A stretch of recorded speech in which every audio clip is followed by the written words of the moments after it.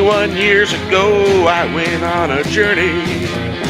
Went into the west, I met a moon. I jumped back 4 feet.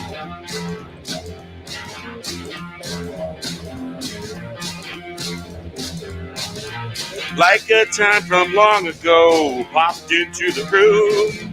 The things from legend that once spoke of.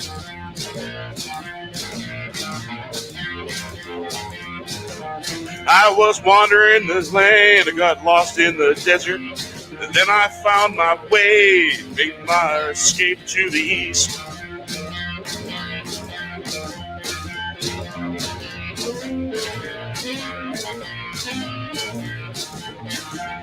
Followed a blue moon looking for the story, ducking and diving, just can't take the lore. This is the story of the legendary meeting of the moon. Through time and space, the old man foretold meeting of the bear and the moon at the age of the prophets. 21 years ago, I went on a journey, went into the west. I met a moon, jumped back 4 feet. Like a time from long ago, popped into the room. Things from legend that once was spoke of. I was wandering the land, got lost in the desert. And then I found my way, made my escape to the east. Followed a blue moon, looking for the story, ducked and dive in, just can't take the lore. Nice, nice. So, how's everything going? Well, apparently I thought I was going to be introducing the other new song, Flowers in the Park, but I was hanging out with Shellback in a yard, prepping for the show, and I wrote these lyrics the same day that I wrote the lyrics of Flowers in the Park. And so today, well, something struck me and I had to go looking into it, and I found the instrumental, and boom, it became alive, became a song. Blows me away sometimes how that can happen. Yeah. So yeah, let's Yep, that's the way inspiration is. It strikes, Yeah. and you have to act on it. Otherwise, it just disappears into the ether.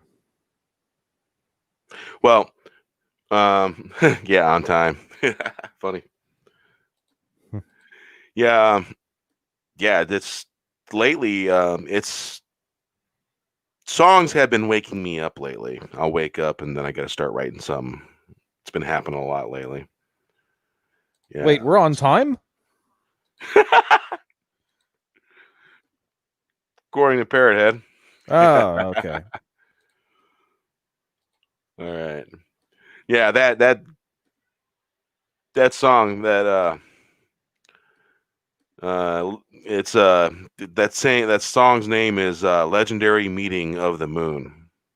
It's a true story. It really happened. Yeah. That's what's cool sometimes about songs. What's up, Terry Rose? How you doing, man? Hail Terry Rose. So, you know what? I'm gonna just double check and make sure I did click that sound after all. Why have a boomer moment, eh? There we go. So yeah, this one was Tommy got to witness this song coming to life the other day. Well, Shellback got to witness the other one just now. You guys just heard. So here, we'll give this a go.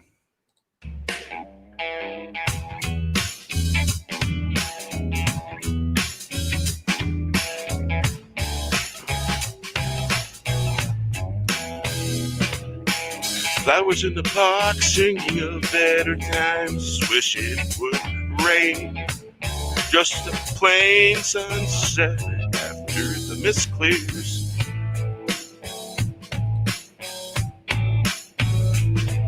Do you ever wish for blue skies After the mist clears, the rain has stopped. Looking for rainbows on the horizon, sunset so clear. Cherry on top of that, flowers in the park. Maybe it will flow in the right direction. Flowers in the park, singing of better days. Wish it would rain, just a plain sunset after the mist clears. Flowers in the park, singing of better times. Wish it would rain, just a plain sunset after the mist clears. Do you ever wish for blue skies after the mist clears? The rain has stopped. Looking forward for rainbows on the horizon, sun setting so clear, cherry on top of that, flowers in the park. Cheers. Cheers. Whoa.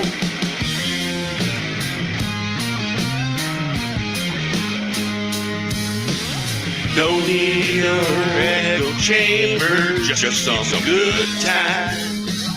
Need some good spoken words, don't no echo chamber.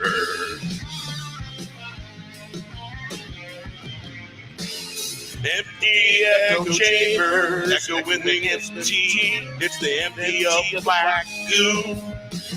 Empty echo chamber, hiding chamber pot that don't age well.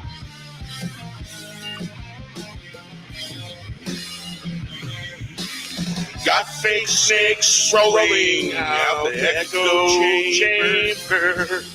The only harmful giant stepping on everyone's toes. It just goes into an echo chamber. That old fire is weak.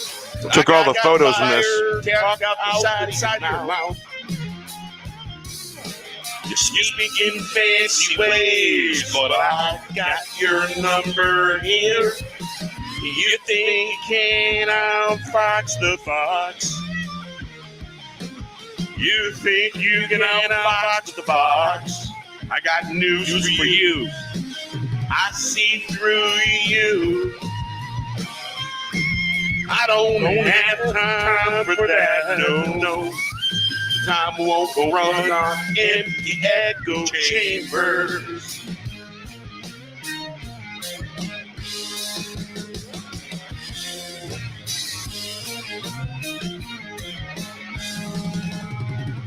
Don't need no echo chamber, just need some good times. Need some good spoken words. Don't need no echo chamber. At the echo chambers, echoing empty. It's the empty of black goo. Empty echo chamber, hide in the chamber that don't age well.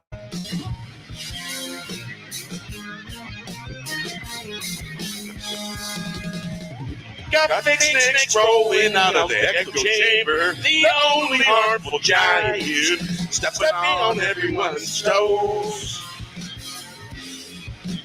It just goes to show. It just goes into an echo chamber. The old fire is weak. I got the fire. Talk out the side of your mouth. You speak in fancy ways, but I got your number here. You think I can outfox the fox, but I tell you what, I'll fox the fox, cause I am the fox. I got news for you, I see through you. I don't have time for that, no. No time won't run on no empty echo chambers. Don't need no echo chamber, just need some good times. Need some good spoken words, don't need no echo chamber. Empty echo chambers echoing the empty. It's the empty of black goo. Empty echo chamber, hide in the chamber pot.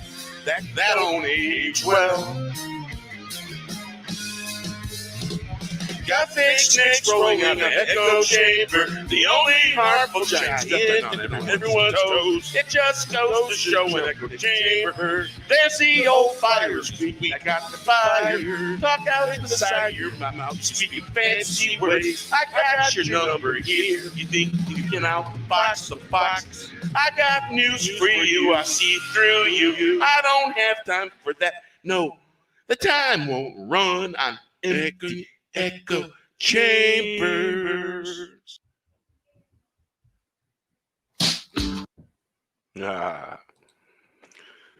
So, how's it going? How's everyone doing? Hail to the chat. Hey, How you doing, Hail Shellback? to the best chat on YouTube. Yes. Indeed. So yeah, Shellback got to that first song that didn't have any slideshow. That was that song just came to life. Mm-hmm. Still got Hail. that new Dastardly. song smell. Yeah. It's got that new song smell. It does. Yep. Yep. Now I have been hunting around in some of my old files of some photographs, pictures that my dad had taken. He took some in Hawaii. He took quite a few in Hawaii, and some of those pictures made it into some of the slideshows. Some of the pictures I've taken from around here, sunsets and stuff like that, scenic shots, those ended up in there too. And run it through the color filter, and then have the color filter. What happens is the color filter transitions to the regular image, and it creates an effect that way.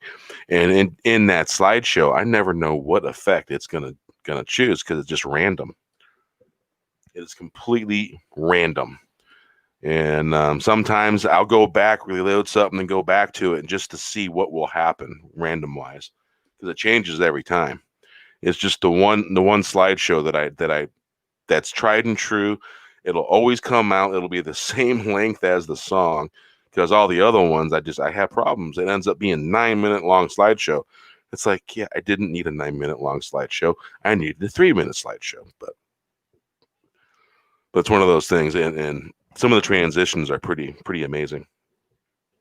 Just some of the effects, and it's really coincidental on some of the lyric changes with the song.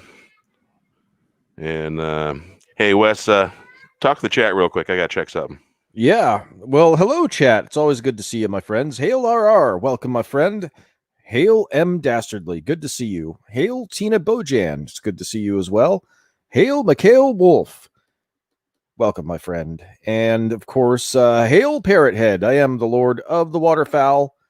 Hail Keck 44. Welcome, my friend. So I'm being punished by both YouTube and Twitter right now, which is unfortunate. Wrong think, I think is what they call it. And I've been lucky enough to see Bear actually make a song as well. So it's an interesting process how he takes the different pieces of music and kind of shuffles them around, the multiple songs, and creates something entirely new. What do you think about that, Shellback? Yeah. I crap. Wrong Hail thing. Captain Trek. Yeah, it's it was kind of fun watching him play around But yeah, I like that. I like that last one he did. You know, it's just nice and simple. You know, not a not a lot of extras. You know, not a lot of extras on it, which I kind of like personally. I kind of like that better. But yeah, it was. Yeah, my two young boys were getting ready to go fisticuffs, and I just intervened. Yeah. Oh man, me and my brother used to get into some real knockdown, drag out, freaking brawls. I don't know what his problem was. Well, I don't know. I think I know. We've come. We get along now, and I respect him for the man he's become now. But and I like him as a person now. That we're adults. But man, as kids, holy crap, dude, I hated his guts.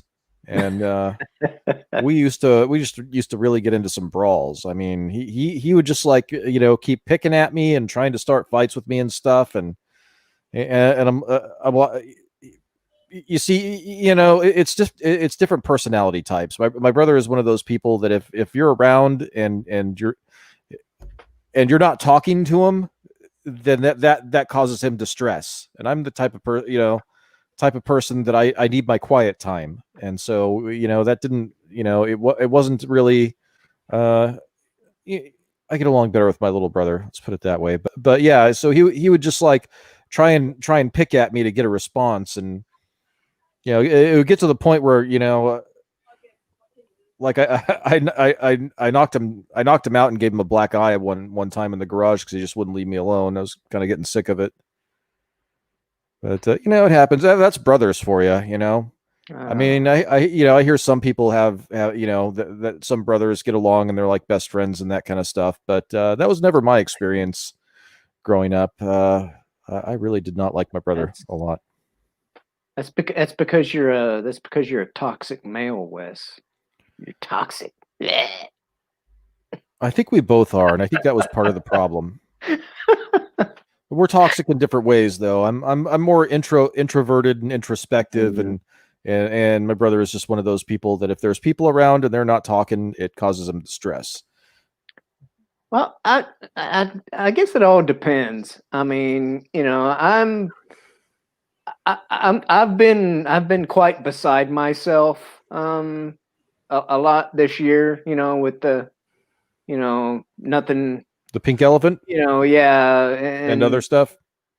And so I mean, I definitely human interaction. I am definitely been starved for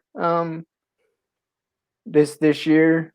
But like at the same time, though, I can get in a car with somebody and take a road trip and like not say a word for like 50 miles. It's just it just all depends.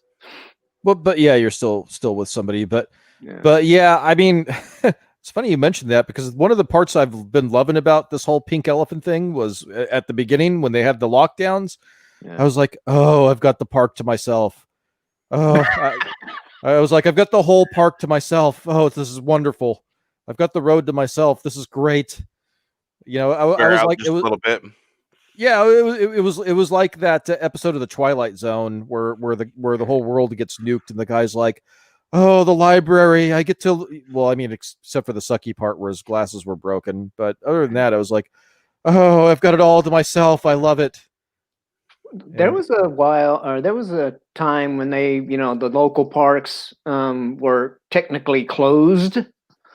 And I'm like, what the fuck, because the whole, they don't want, a group of more than 10 people, in a crowd and yada yada, all that bullshit, until it was time to peacefully protest. But anyway, there's this one park where I live, and it's quite huge. It's got like a skate park and like 2 or 3 little baseball fields and It's got a bunch of woodland trails and stuff. And Nice. dude, I mean, like seriously, it's like in the middle of town, but you can go walking on those trails, and there's parts of it where you wouldn't know it. You'd swear you were, out in the country somewhere, like actually in the forest or something. It's really cool. But Hey. it was closed down, but people still there was still small crowds here and there. I thought I was like, yes, stick it to the man. But Well, people in Washington, they like to be outside. A mm, lot of people like to be outside. Well, here's the thing. I that's what I don't understand. As long as you socially distanced, you could be outside. People, I don't. It's very interesting to me to see how Yeah, how but people. Oh, go ahead, Bear. But sorry, just real quick. We all know it's a bunch of Farfik-Nugan. Fucking grooving. Farfik-Nugan, well, at or least Groovin or mostly. whatever, you know. Yeah, At there least seems to be mostly. quite a bit of Farfig-Nugan afoot with the pink elephant. Mm. Yeah. Now the skaters, though, 'cause like I said, there's a little skate park area at that park. Dude, them mofos have been there the whole damn time, all year. Like any day weather was permitting, there were kids at that skate park, and I'm like, fuck yeah, skate or die, dudes. Skate or die, bro. So, Costco Reeves was one of the Mandalorians, right? Yes. I think Because so. she had her hair in braids wrapped around her head, and Mm-hmm. there was a lot of fast scenes going on, and I think she only had her helmet off twice. Yeah. Well, Yeah. 1, 2. Oh, I just decided to capitalize my name for handful. my channel. Looks like it's shown up already. Do what? Oh, I just capitalized the name for my channel. It looks like it's already showing up. That's good. So yeah, what'd you guys think of this episode of Mandalorian? Well, I'll let you guys go first because you guys have kind of opened my eyes to some things that I didn't see on the first watch. Yeah. Because I believe that's my third time watching it. Yeah. And, my second. And just the overall thing that I have noticed, there seems to be a lot of side journeys. Do this because in order for you to got to do something for you, and to get to here, in order you got to do this to get to here, and I have noticed that. It doesn't bother me. Well, it doesn't bother me necessarily, but you should be able to get to a punchline before you get to the end. Sometimes, every now and then, let's get to the punchline before the middle, at least. And it just, I don't know. It's like nips and pieces, nickel and dime info here and there, and a little bit less of the those kind of things, and a little bit more of the adventure of the story. You know what I'm saying? Well, the thing is, I mean, it's still there was still a progression. There was still a progression because he accomplished a couple of things, and but yeah, I don't know. I haven't really watched wrestling since I don't know, since before The Rock became a movie star, but which that guy, I don't know. I don't know what to think about. I watched Hulkamania. I watched Roddy Piper. I watched some of the guys in Hulkamania and all that stuff. And the one key fellas that I liked, I watched them. But otherwise, I didn't really watch wrestling that much. I only ever made it to one live event ever. And that's because it was, I lived in BFE, Missouri, and they just happened to come to a town that was close enough to where I lived. And to give you an idea of how long ago it was, two of the main people were Hulk Hogan and the Ultimate Warrior. Speaking of Missouri, did you guys catch that Alex Jones, Tim Pool? I haven't seen it yet. No. No. Oh, yeah. Alex Jones basically, I think inadvertently Yeah, doxed Tim Pool. that He's and like, his "Just video. talk in Missouri now, huh?" His video got pulled just for him being mentioned. Yep. Mm. Well, I think it was more than that, but Well, YouTube, they play their Yeah. little reindeer games. Yeah, I don't want to push it. Alex Oh. Jones is a real touchy subject. Well, okay, we'll say AJ there's then. a lot of real estate. Yeah. There's a lot of real estate in Missouri, so Well, whatever. but he specifically said by Springfield. I don't know. I don't. I would guess. I would venture to guess that Tim Pool's not too worried. Well, he looked pretty pissed when so and so said that. I heard about it. His face was turning red as soon as he said it. He's like, I didn't want you to tell people where I'm at, because as far as I knew, I thought he was still in New Jersey, in rural New Jersey somewhere. Well, And I was like, you oh gotta- wow. And I was like, hey, I know people that have moved to Missouri. Wow. you Interesting. got to think though, and like I haven't seen a whole lot of Alex Jones, but from what I have seen, you pretty much have to count on anything coming out of his mouth. So Yeah, I don't really care for him too personally, much. I would have been prepared for him to say something like that, but. Yeah, I've been on the outs with that guy for a long time now. I don't like the guy. I hear you, and you've mentioned that in the past, Bear.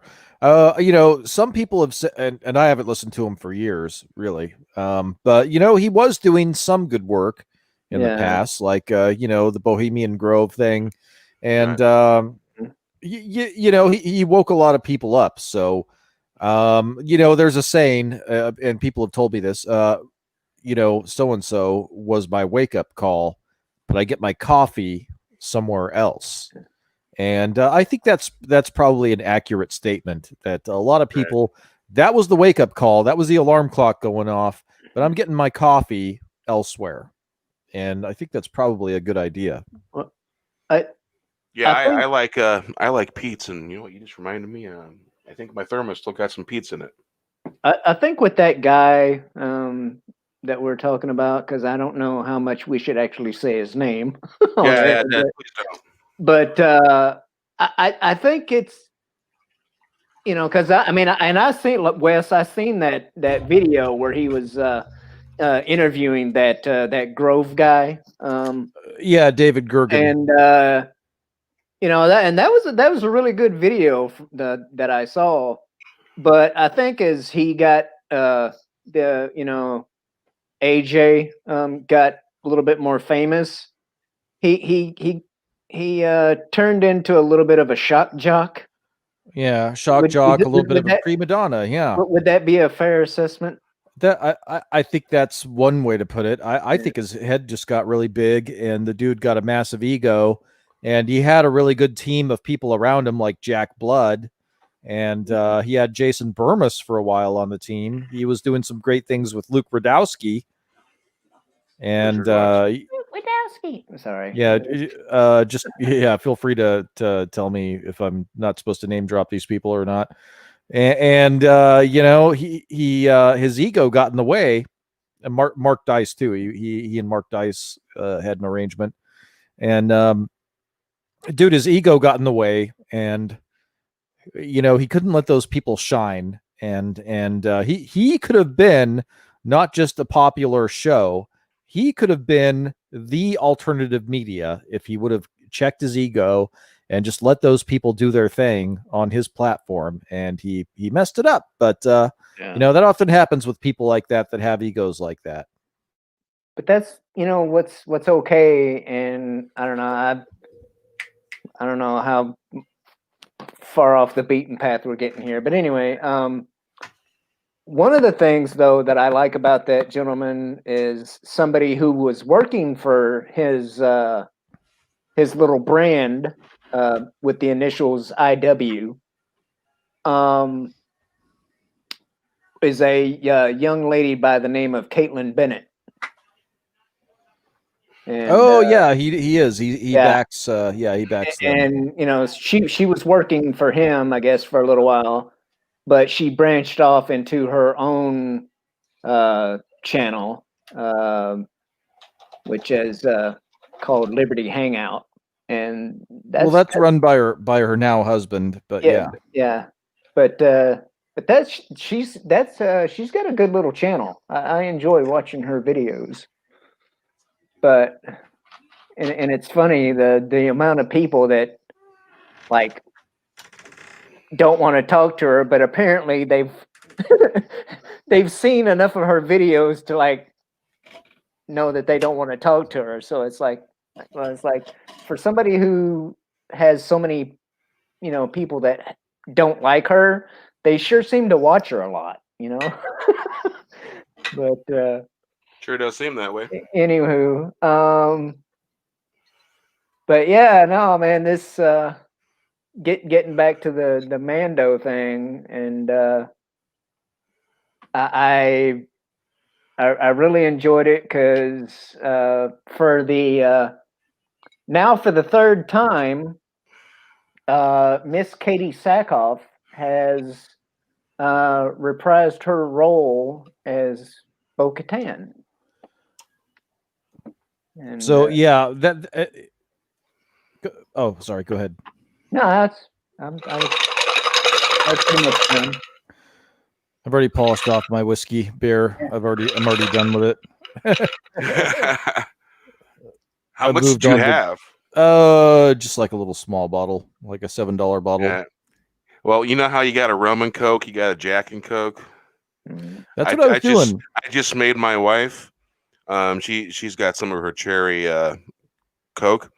I just made her a Hennessy and cherry Coke, and you know, one shot, and you know, basically, that kind of drink is only about a 3-inch tall glass, ice, boom, strong, and she took a drink and shivered.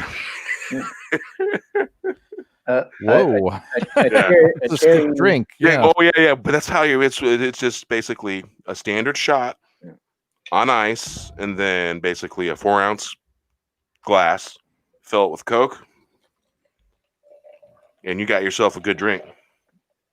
Cherry Hennessy. I don't know. Hennessy and I have never really gotten along too well. I like Scotch and like Glenfiddich or Glenlivet, like as a Scotch, a single malt, and I'll have that straight, or I'll have Jack Daniels is a good daily driver. Maker's Mark is okay. Maker's Mark, that's something you want to have on the rocks, I think. Yeah, and what's really cool about Hennessy, it hits like a really good aged Scotch. I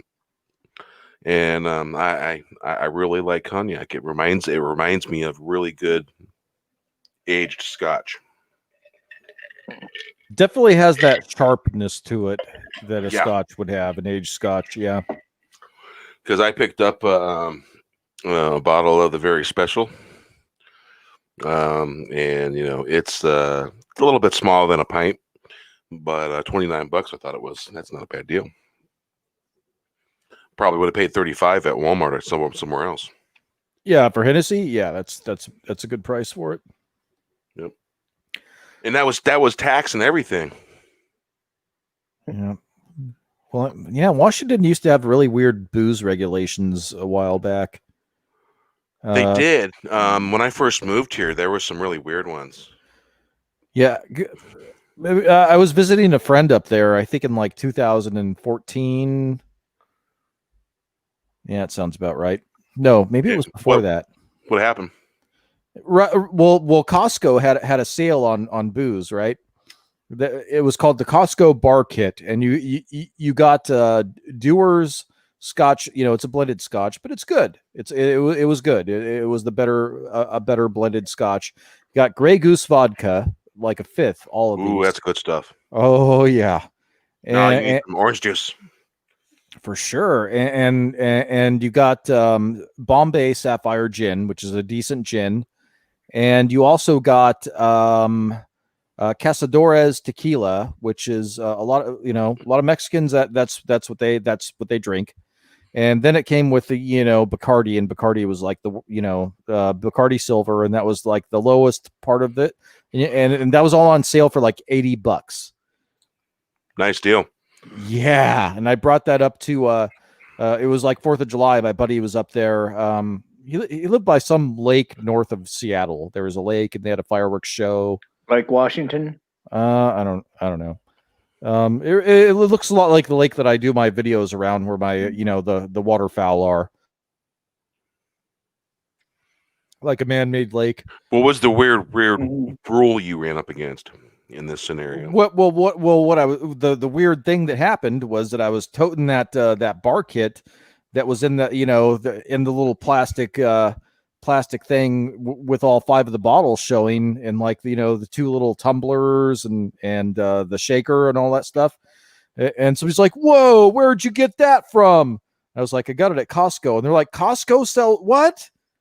And they were like interrogating me on it, and I was like, "Yeah." And they're like, "How much did you pay for that?" And I was like, $80. $80. Well, and they're just like, "Whoa." yeah, that was back before they privatized liquor stores here in Yeah. Washington State. Yeah, And yeah. I guess you had to go to a government-owned liquor store to buy your booze. Yeah, it had to be like a wine and spirit store or some bullshit like that. Yep. Yeah, I was like, "What?" I was like, "Is that weird or something?" They're like, and then my car got towed. Which, with this particular friend, anytime I had very bad car karma with this particular friend, because, like, this was the second time my car was towed. They had that weird 4th of July thing. I was going to hang out there. I was getting my bags and everything. I double parked and had the flashers on, and I came back and they towed my car because around that lake they were doing their 4th of July celebration. And Shit. I had to go through all this bullshit to get my car back. I had to spend like $300. I had to pay them for the tow and for the impound and all that shit. It was ridiculous. But yeah, it was a good time. We had a good time. Yeah. That wouldn't have been Black Lake, would it? I don't. He lived Black Diamond, Washington. Does that sound familiar? Yeah, because there's a Black Lake that's right near the west side of Olympia, Washington. I think he lived you described Black Lake perfectly. Like, wow, okay, that sounds like Black Lake. Black Diamond, Washington, I think is where he lived. Does that sound familiar? Never heard of it. Oh, all right. Well, yeah, that's probably what I don't know. It was some weird man-made lake, and it was a cool fireworks celebration. Lived in the apartments across the street from that lake.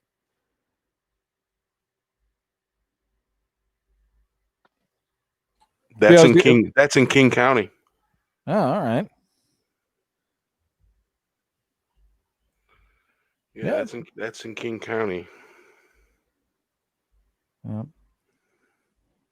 I was surprised at the lack of Starbucks in Washington, but there were a lot of those little booths with like the babes, the scantily clad babes in those little booths. There was a lot of those around. We don't really have those in California. I was like, oh, that's very different. For some reason, it pulled up the there's Black the Diamond Stressful Museum.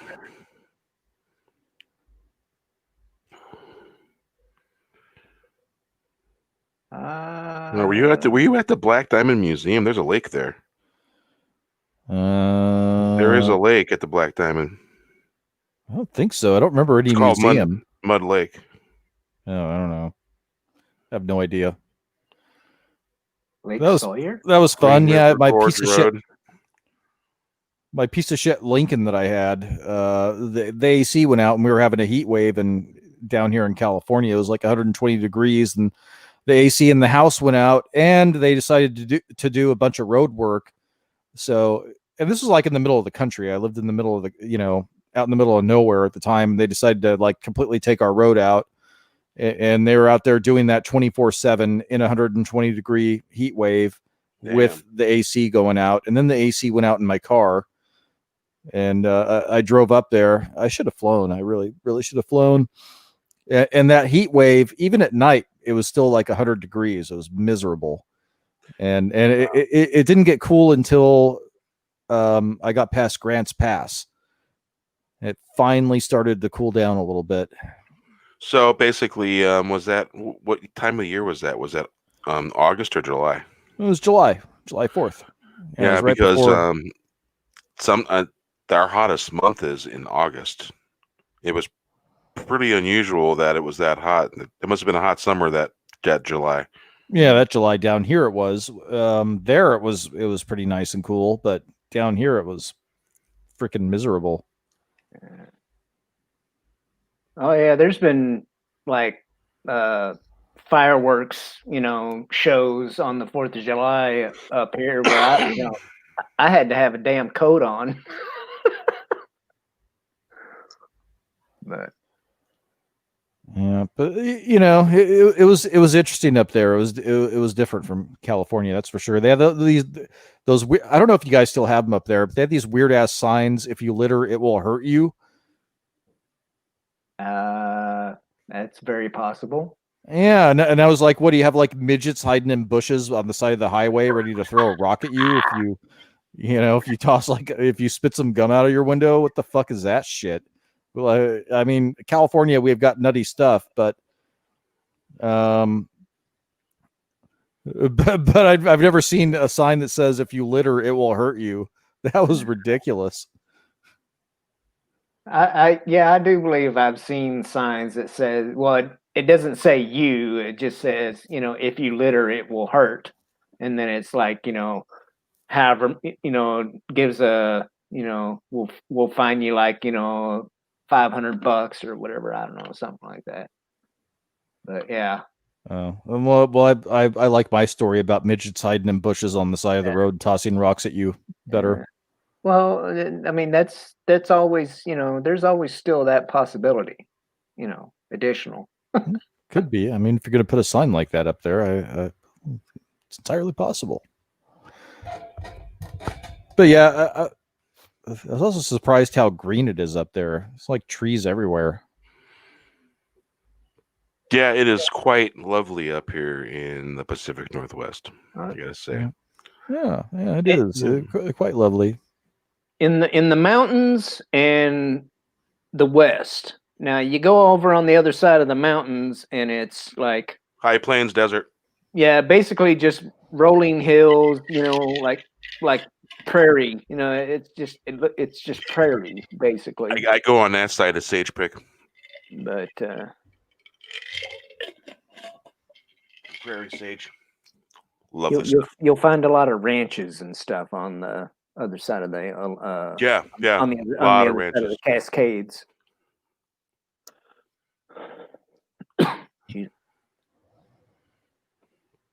But I had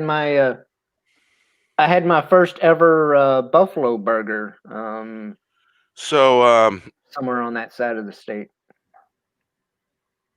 Yeah, I had my first buffalo burger, steak, roast over here back in I'm going to say 2002. I think around 2002, I had actual buffalo tongue. My God, man, that's the stuff made of heaven. Heaven. Tender, so juicy. Oh man, that's good stuff. It's tender and got the right amount of fat, and it is better than the best, fattiest roast beef you ever ate. Stuff melts in your mouth. It's just, yummy. I don't know. I don't want to taste something that can taste me back. It don't look like tongue when it's cooked. It looks like roast beef is what it looks like. And there's a process. Buffalo tongue's the best. I wouldn't want cow tongue. Fudge that. And so you take buffalo tongue, you have to you boil it first, and then you peel a layer off of it, and then you stick it in the oven and you roast it like a roast. And when it's done, it looks like a roast. and it is so delicious. Oh, it's so good. But buffalo by itself, buffalo roast, buffalo steaks. There's a place I can go to get that stuff. It's called Stewart's. They have buffalo. So when you're talking about eating tongue, all I can think about is the road. That's all I can think about. They were roasting the human tongues and they were eating them. Oh man, why'd you have to do that? Oh, Why'd man. you have to do that? Yeah. I was talking about buffalo. I know. It is the most sacred food you can eat. The tongue. Oh man, good stuff. That's true. It was a blessing to be able to have some of that because it was so good. Oh man. So Che's asking if we've seen Bigfoots.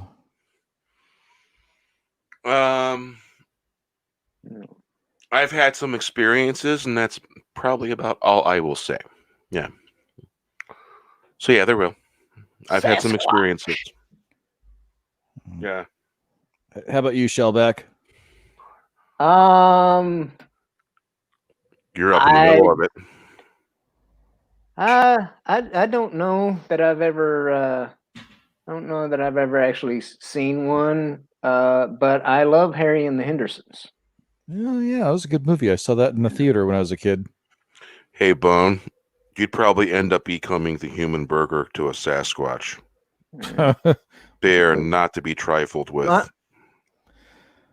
My philosophy on any of these, like Bigfoot or ghosts or any of this, any of these mythical things or paranormal things. My philosophy is if they don't bother me, I won't bother them. Okay, if I'm in a strange place and I hear a noise, I'm just like, look. I'm just here chilling out. You don't mess with me, I won't mess with you, and then it's all good. So, yeah. Well, I'll tell you on that trip that I'm talking about on the way up there through Oregon, I saw something run across the freeway, some bipedal critter. I just saw like the shadow outline of it, but it ran across the freeway, and this was like at 3 a.m. So I was like, how tall was it? It was very tall. It was like it had to have been 7.5 feet tall is what it looked like. So I don't know. And oddly enough, it did look a lot like Harry from Harry and the Hendersons, the outline of it. But I was like, what the fuck is that? And I was like driving at the bottom of some canyon on I-5. And there's just like nothing. I was in the middle of nowhere, and I was like, I need to pull over and get some sleep. I think I'm starting to see things. I need to get some rest. Yeah, that was driving up driving up Highway 58, driving northbound from Arizona into California, and then getting on to 99. That is some real feeling in that land over there. You can feel stuff all over the place. Awareness. You feel like you're being watched when you're driving through there. All the stars you can see. And there is this feeling of watchfulness the whole way. It is just, it's almost unnerving. It's so awe-inspiring. Well, as a as a Star Wars fan, I am going to say that Sasquatch are just displaced Wookiees. Yeah, could be. Yeah, that's what we saw. It was Wookiee supremacy running across the freeway. That's what it was. Yeah. Hey, here's the thing about Washington State Troopers. When you're on the highway, don't do 10 over, do 5 over. They're never going to bug you for 5 over. They might not even bug you for 10 over. But with troopers, it's the simple stuff with Washington State Troopers. Don't be doing things that put people in danger or put yourself in danger on the highway, because they will pull you over in a quick minute. I'm telling you. Because I got in front of a state, and not in front of a state trooper. I got in front of a truck, and I probably could have got a little further up than got over. State trooper pulled me over and gave me a verbal warning. And the trooper asked me, you know why I pulled you over? I go, I got too close to that truck when I got over. And the guy was like, yep, that's right. I'm like, well, to be honest, I'm late for work. And I may have been rushing a little. And he seemed to be satisfied with me owning it, you know. And he just gave me a warning. He goes, be safe, get to work. Be late. Don't worry about it. You're already late. Get there safe. And so on my way, I went. I could have got a big ticket for that. Yeah. Yeah. I'm generally, if it's 4 lane or more, I'm generally doing 10 over. And I think what it is they it's just pretty much not worth getting out of the car unless they can write you a ticket for 11 miles an hour or better. So yeah, I don't know. You got to do some pretty over unsafe stuff to get the attention of state troopers, because they're dealing with a whole bunch of other dumb stuff all the time.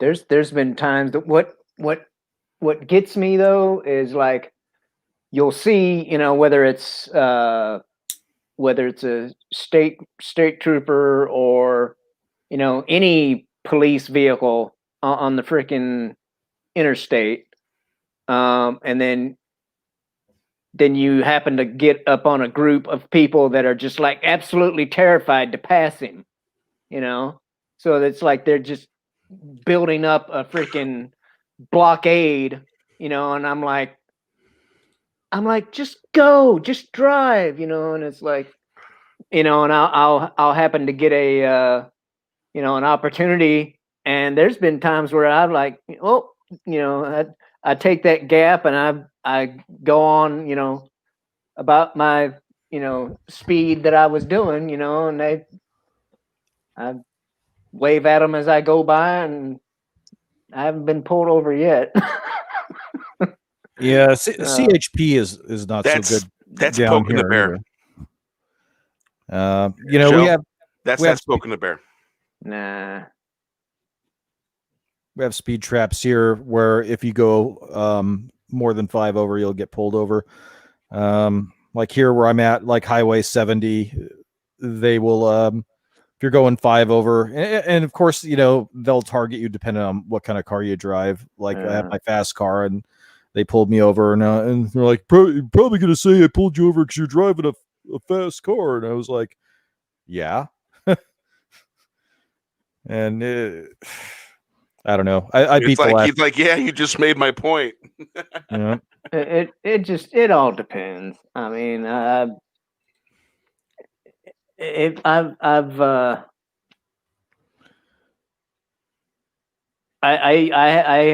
drove a 300ZX when I lived in Arizona, and the only speeding ticket I ever got was from a camera. So. No, those are glorified parking tickets, right? They don't go on your record. They can't legally put it on your record.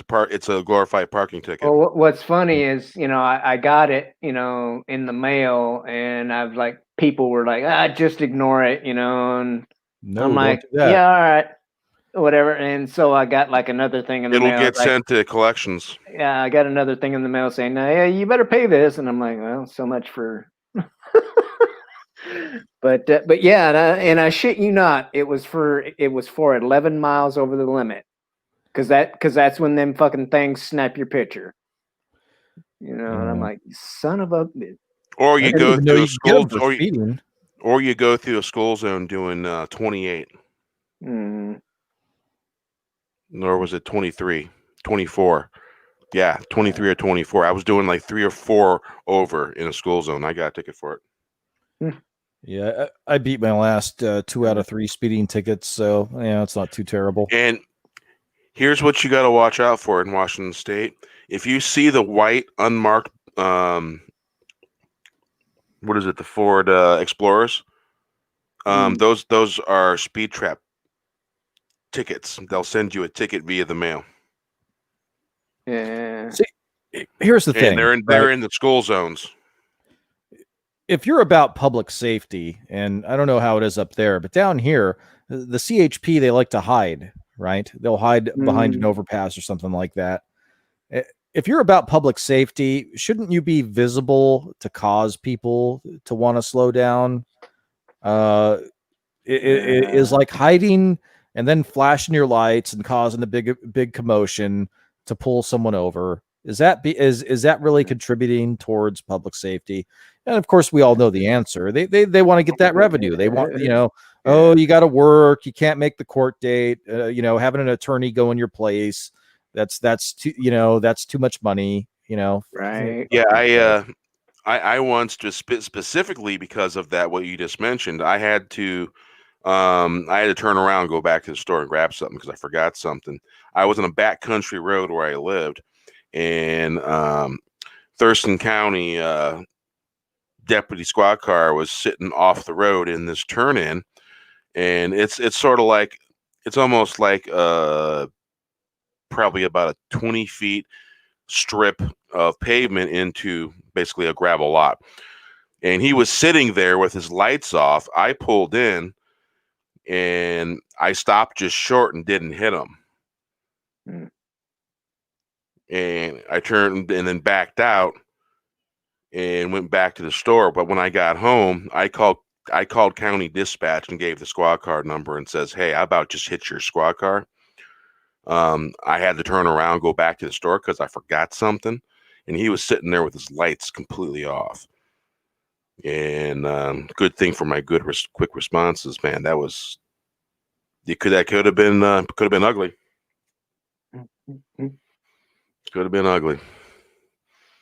So yeah, that thing about speed traps and being able to see them. Here's the thing, though. Like, if you're, by the time you see them, and this is what one of my pet peeves, one of my driving pet peeves, is when you see them and then all the people just like, slam on their brakes or whatever to slow down, and it's like why are you doing that? It's like, if he's already got you. By the time you do that, he's already got you. So if you're gonna be the one he's gonna pull over, you're gonna be the one he's pulled over. It don't freaking matter. That's Okay, G, don't forget the Ford Fusions. They have some of those too. I don't think you'd be able to catch anybody in one of those things. The reason why I know this, I was pulling into the grocery store and a state trooper was pulling in his unmarked Fusion. And when I got out, I was walking up the store and I was walking up next to him. I go, man, that's a sharp car, man. How fast that go? He actually told me. I don't remember exactly, but I know it was really fast. I guess the EcoBoost ones are pretty fast. Well, I know they. Well, they put a big engine in those things. They're turboed. Yeah. I've never seen a Fusion. I have seen the. Yeah, it was the unmarked one. I've seen the Taurus ones. It's basically a Taurus SHO, and they just instead of the SHO badge, they slap a police interceptor badge on it. But it's it's the same thing as an SHO. It's got the twin turbo V6, all wheel drive and all that stuff. But yeah. I've been hearing the same thing. I think it's power play, power grab. Well, Newsom is talking about the same thing. Did you see the ridiculous guidelines that we had for Thanksgiving? One of the judges shut him down. Yeah, that was in my the area I live in. One of my assembly persons sued Newsom and they won. Oh, no more than 3 families or whatever crap. Well, it wasn't that. It was well that he's trying to make go through, but his executive orders, they shut that down. They said you can't, you don't have that power.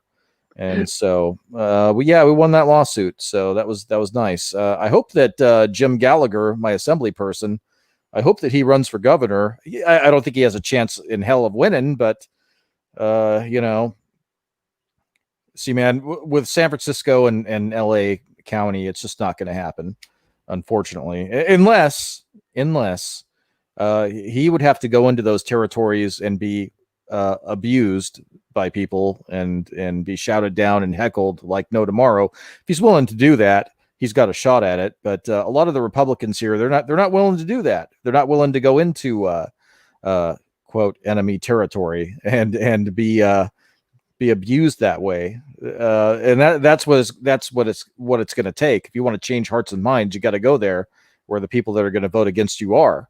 And you have to be abused, and you have to have people heckle you and I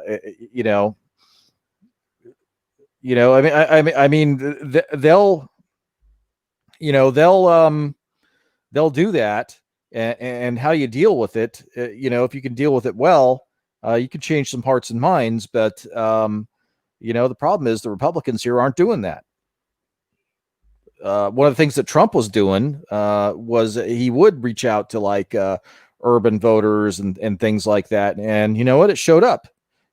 He won more than any Republican in like 50, 60 years of definitely Black and Latino voters. Yeah, percentage. So, I mean, regardless of what happens with Pennsylvania and the lawsuit, he's changed the game. He's changed it completely. So we'll see what happens. I think the I don't think it's up to mainstream media to tell people how to think or anything like that, or tell people what is to be announced and when. They're not even the official person to announce said thing. And I think that's sort of like opinion pieces when they do opinion pieces. It is. It's editorialized news, and look how they've blown their credibility in this election. I mean, look how far off the polls were. And, well, I guess Fox News's ratings took a serious nosedive. Oh, so did CNN's. They both did. I mean, they were wrong, and they've been wrong, and they've been wrong about so much, and it's obvious what's happening, and more people are waking up to it. And I mean, we'll see. Assuming that Pennsylvania, the lawsuit isn't successful, Biden's not going to solve their problems. Trump had a very Trump's support was deep with the people that supported him. Biden's support, it was, we don't like Trump, and they were brainwashed. Many of them, brainwashed or mainstream media consumers. And so when he doesn't deliver on the things that they think he's going to deliver on, when that doesn't happen, they're not going to have Orange Man to blame for that. So what's going to happen?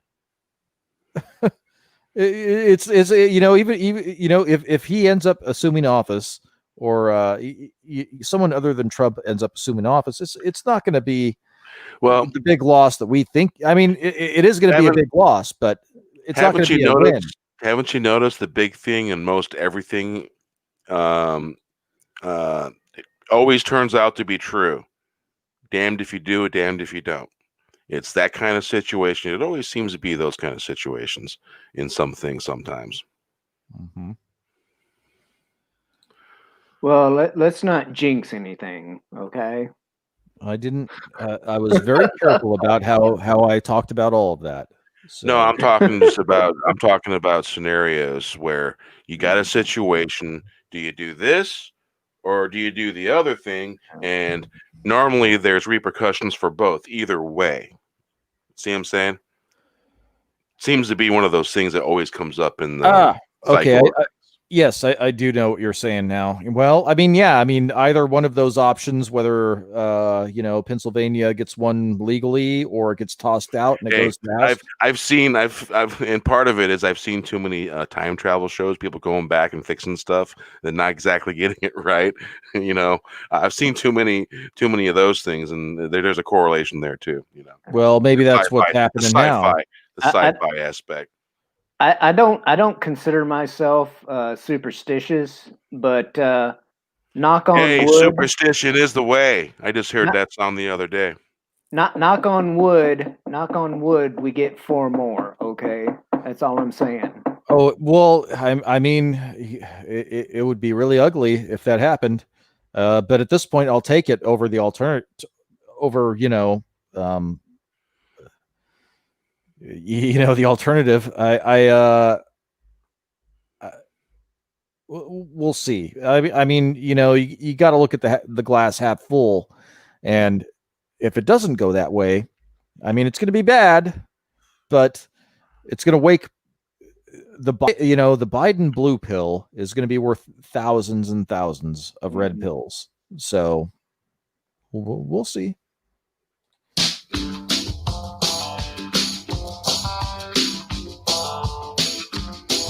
There's a train chugging into town over mountain, hill, and dale. Carries enlightened, moves through time. Notions and potions, collecting stories wherever they may be. Waiting on the story man, he's coming to town. We're gonna get down. We're not clowning, chugging into town. There's a train chugging into town. Like that locomotion sound? Very cool. Over mountain, hill, and dale, carries enlightened, moves through time, oceans and potions, collecting stories wherever they may be. Waiting on the story man, he's coming to town. We're gonna get down. We're not clowning, chugging into town. There's a train chugging into town over mountain, hill, and dale.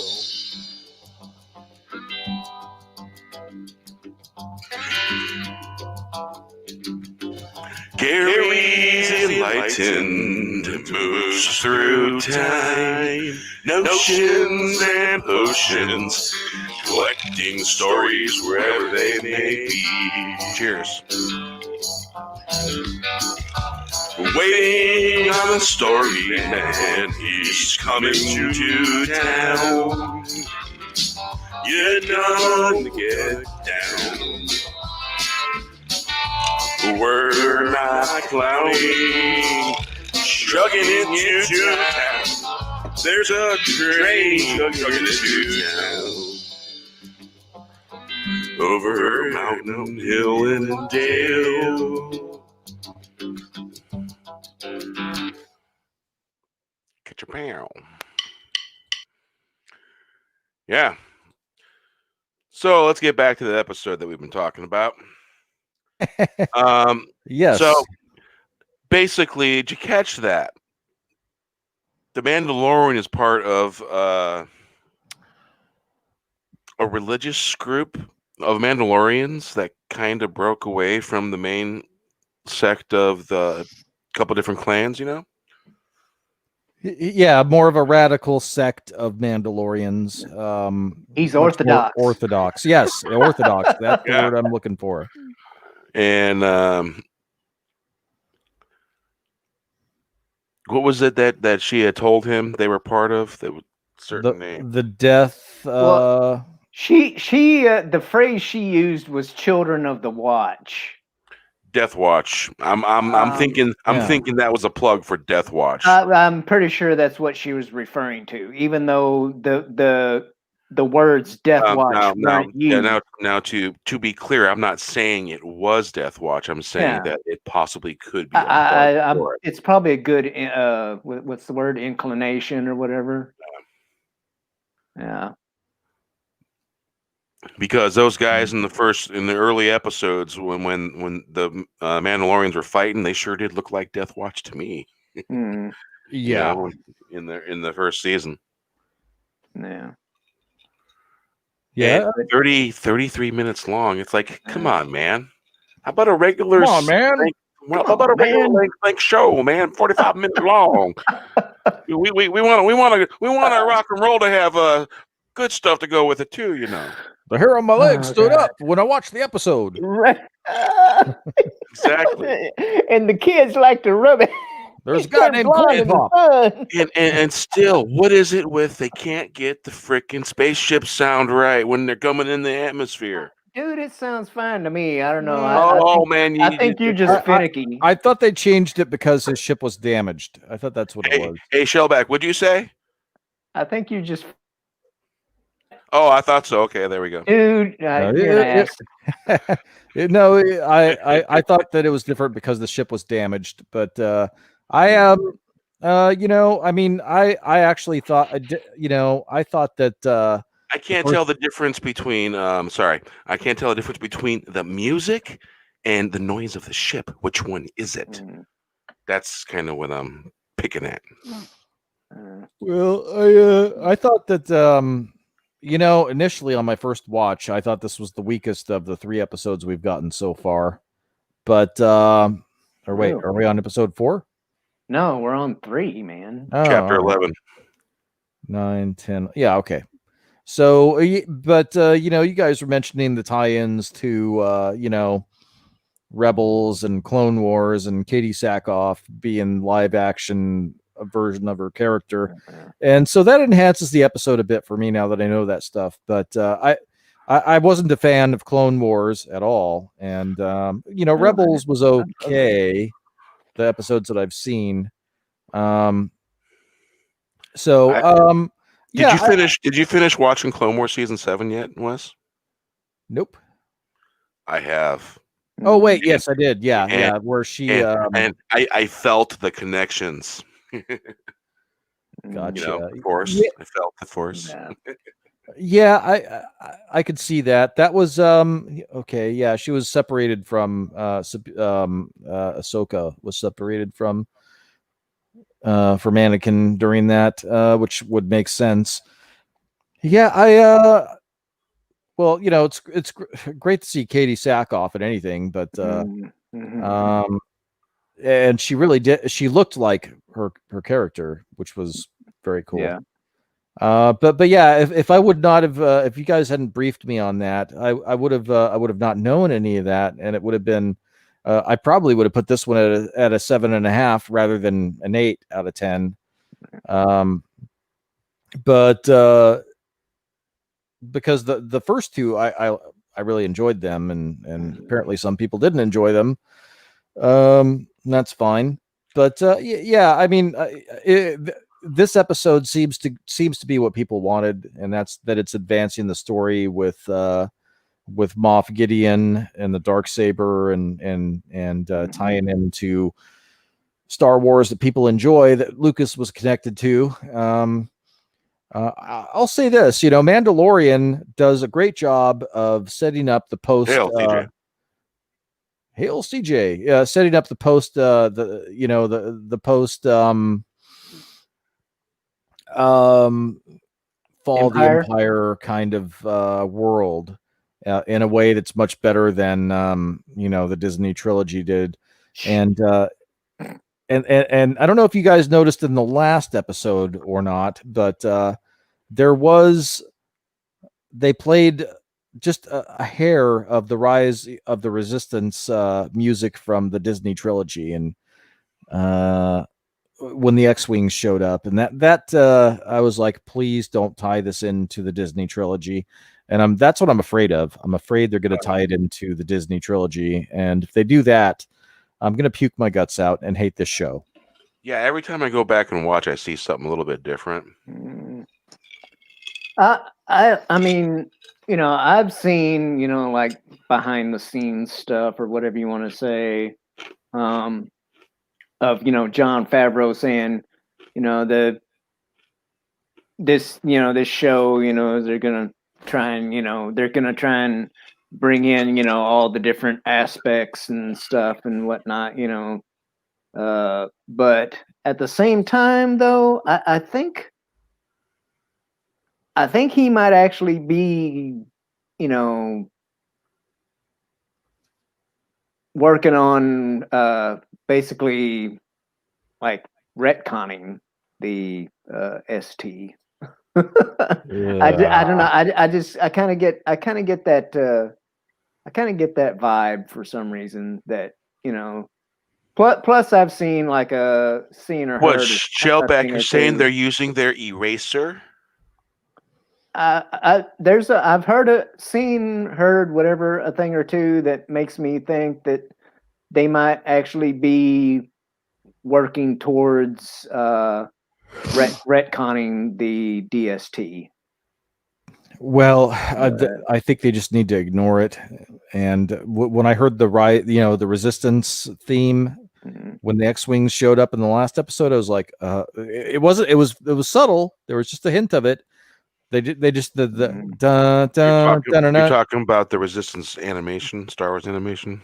No, the musical cue. It went da na na na na right when the X-Wings showed up, and I was like, fuck. It's like, you better not connect these two, or I'll get mad.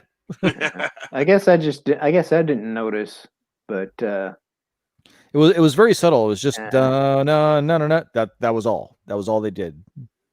Which, you know, I mean, the episode 2, I mean, it was kind of, you know, kind of filler, but I still thought it was decent.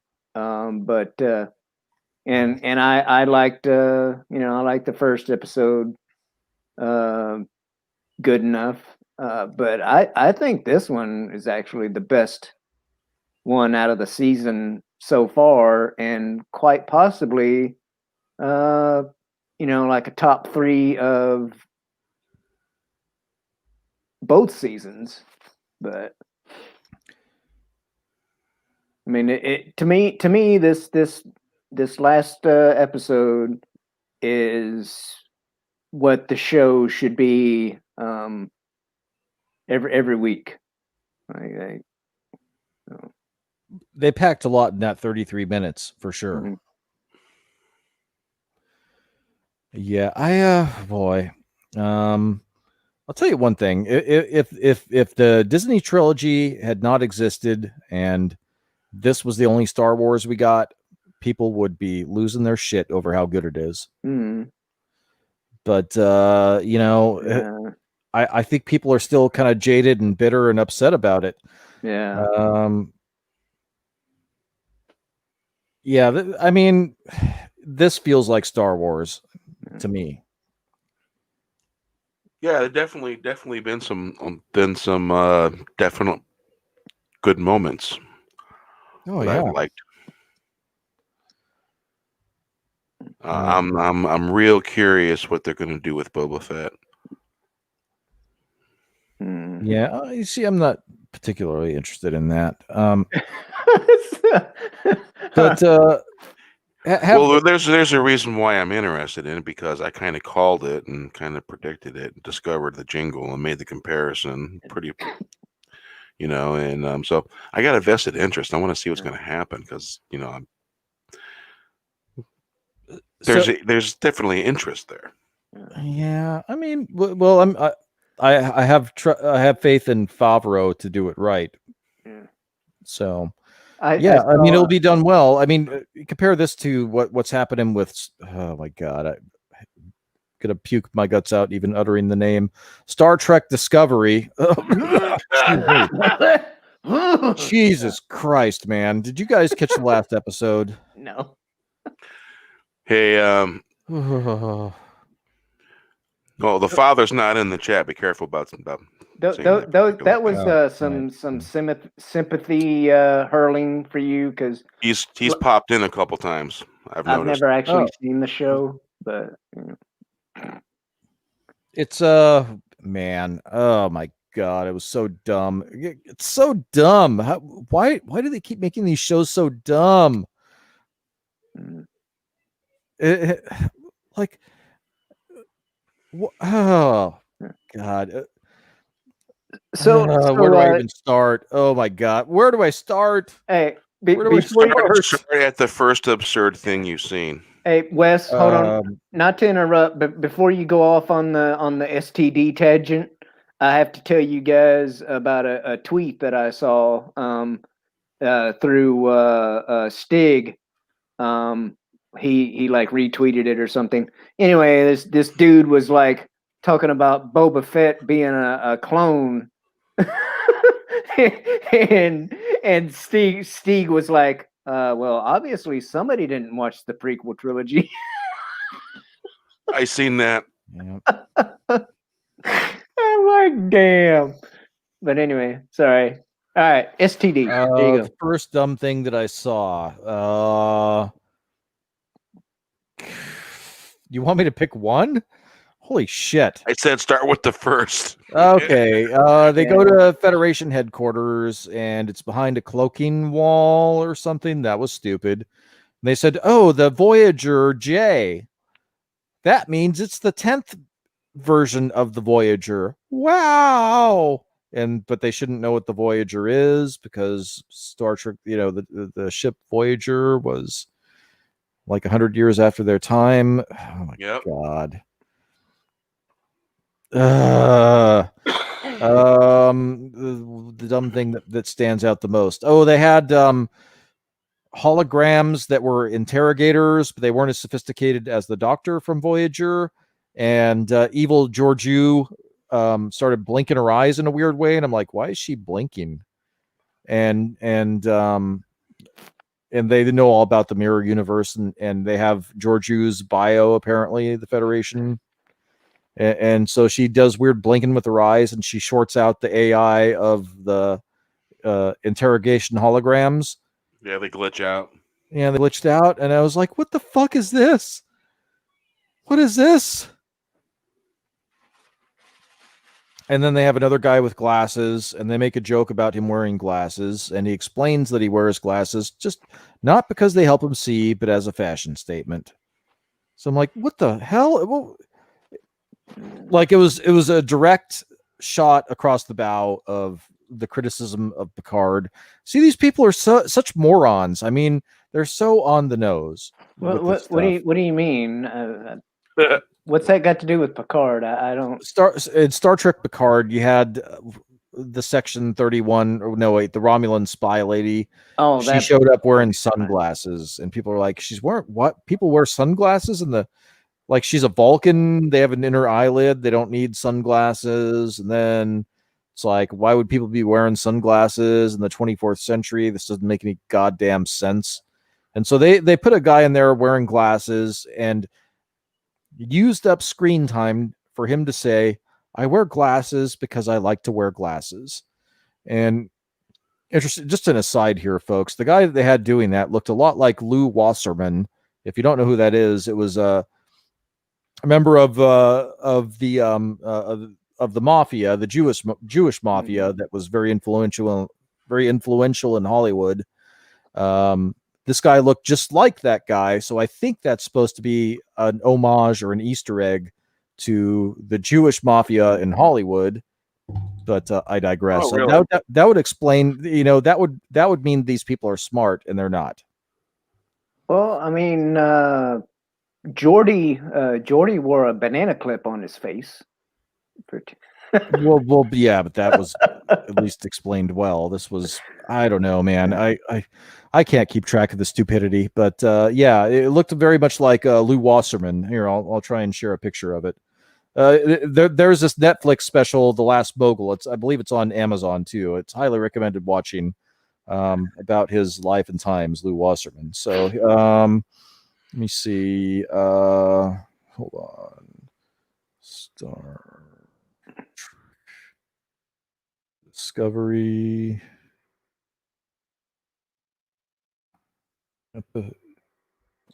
Sorry, Bear. We're getting into conspiracy stuff here.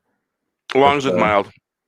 UFO, Bigfoot stuff, weird shit, haunted houses. Well, too late for that. Sorry about that. Yeah. Well, Star Trek conspiracy is different than. Yeah, that's different. Yeah. Oh, all right. Anything Star Trek conspiracy is just about the show and entertainment. Whereas a friend of mine back home used to say Star Trek. Or urban legends to do with Star Trek. Indeed. So, okay. So this is the guy wearing the glasses. I'm going to share the screen here in a moment. So this is the guy wearing the glasses. Right? Yeah. This particular guy, during that whole scene, you know what it felt like to me? It felt like Fringe Science, the TV show, a little bit. Remember Fringe Science? The show Fringe? Yeah. Oh, Fringe. Oh. They worked with Fringe Science and stuff. Yeah. This that whole talking, intellectual, big thinking, talking back and forth that they were supposed to be doing. Reminded me of that show. Yeah, I like that show. That was a good show. Okay. Oh, I like that show too, but it shouldn't be reminding me of another show. All right. So now I'm going to share a picture of Lou Wasserman.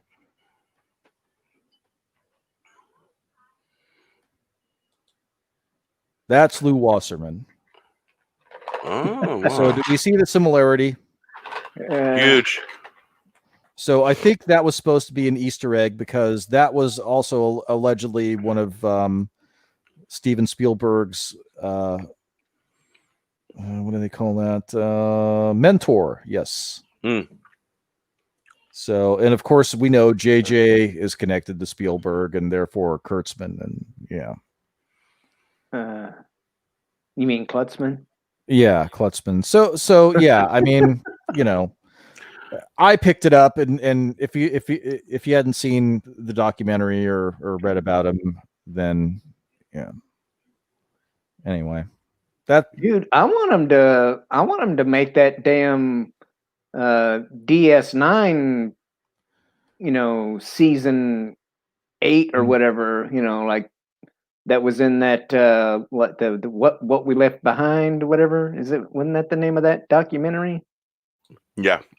Yeah, what we left behind. Yeah. Because I mean, that sounded like a badass show, if they made it just like they said in that documentary. Yep. If you watch the behind the scenes stuff on Back to the Future, also, they talk about Lou Wasserman, that the guy had mafia ties and that they wanted to do something with the studio, and they were getting some pushback, and they're like, hey, this Lou Wasserman dude has mafia ties, like people disappear. We didn't want to cross Lou Wasserman. So yeah, like if you own the Blu-ray set, it's on there. Yeah. Did I wonder if he ever knew Jimmy Hoffa? Hold on. That will be a mystery. Yes. Yep. It's all in the movies, man. It's all in the movies. They made movies about it, several of them, I think. Isn't there a new movie coming out that's supposed to be about Hoffa, actually? I thought I heard something like that. There was, yeah. It's on Netflix.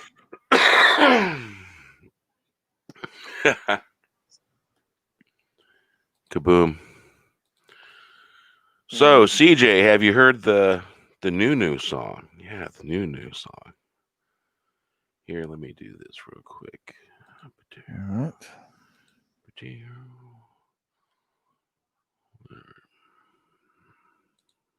But Yeah, there's a lot of things that I'm liking about. It's like some of the ships kind of in the episode of STD look cool.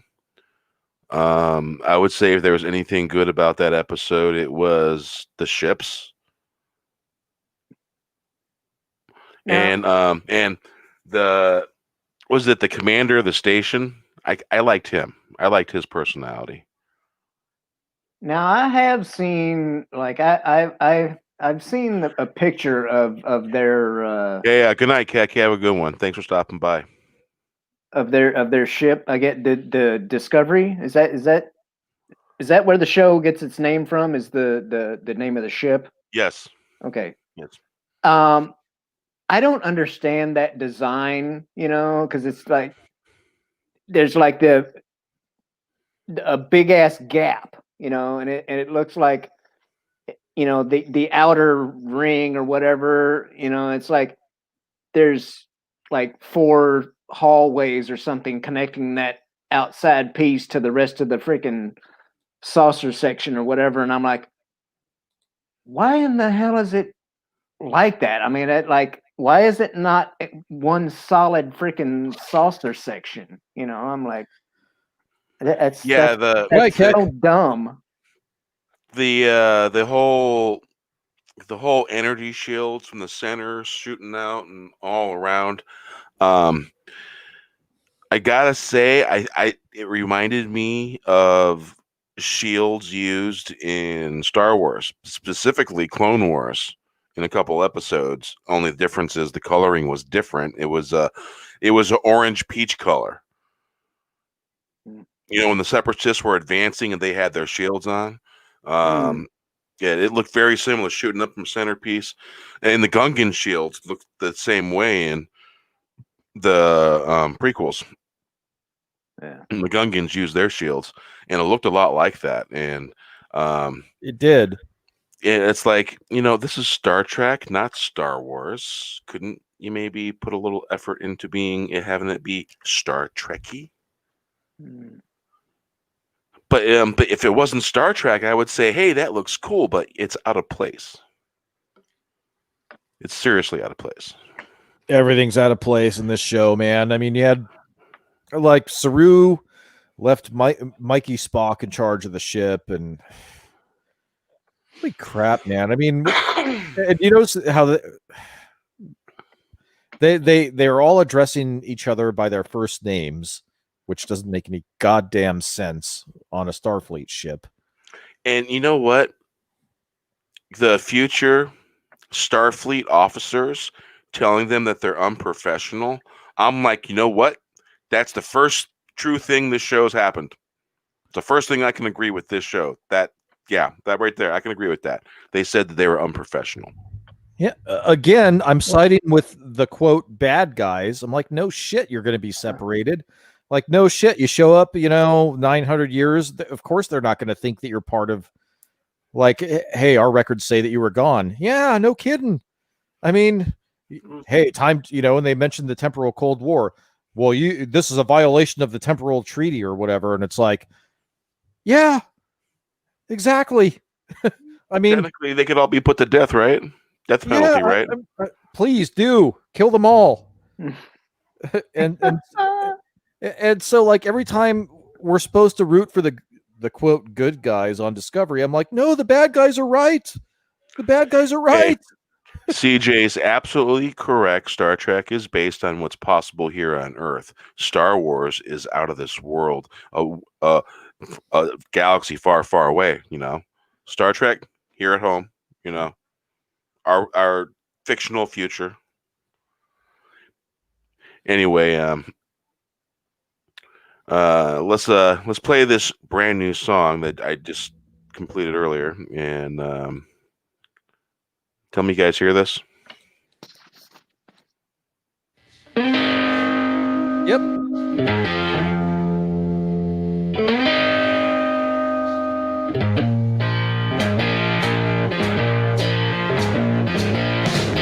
"21 years ago, I went on a journey. Went into the West. I met a moon. I jumped back 4 feet.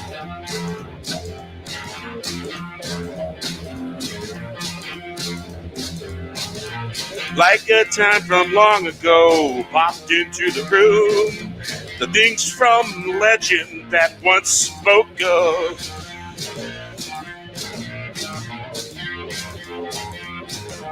I was wandering this land, I got lost in the desert. And then I found my way, made my escape to the east.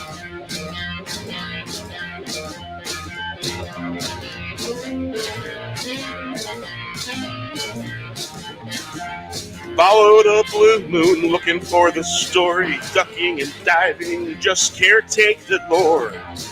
This is the story of the legendary meeting of the moon. Through time and space, the old man foretold meeting of the bear and the moon at the age of the prophets. 21 years ago, I went on a journey, went into the west. I met a moon, jumped back 4 feet. Like a time from long ago, popped into the room. Things from legend that once was spoke of. I was wandering the land, got lost in the desert. And then I found my way, made my escape to the east. Followed a blue moon, looking for the story, ducking and diving, just caretake the lore. Hail. Hell, yeah, that's brand new. Yeah. Yeah. Let me see here. Do this and let's do that. Right. Yeah. I don't even know what kind of score to give Discovery. Honestly, was that episode, past few ones. There's definitely some cool characters that are in the future, and if they were to have a story in the future, altered universe that's there, and remove Discovery, call it something else, then hey, you might have something. Might. It's another 2 out of 10, so I have to subtract a point for every false copyright claim I've gotten. So that makes this another negative 14 out of 10 for me. Yep. And the only reason it gets 2 points is for the Jeff Russo score. Man, poor Jeff Russo. I mean, this guy, one of the great composers in Hollywood, is stuck doing a score for this really awful show and also Star Trek Picard. What a shame. Yeah. So yeah, I definitely got a lot more enjoyment out of The Mandalorian for sure. Oh yeah. Yeah. That's not even close. Yeah. I'm like, this feels like Star Wars. It did. I liked the. I think maybe I liked the Mandalorian thing that was going on there, and I like the fact that Katie Sackhoff is in it, man. That's yeah. And she looks great. She looks believable in that character. Plus, she played the character in the Clone Wars in season 7. Is that correct? Yeah. Is that correct? Shellback? I believe Shellback said that was the case. Yeah. Yeah. Yep. So wow. I mean, she looks like the character that was in Clone Wars, and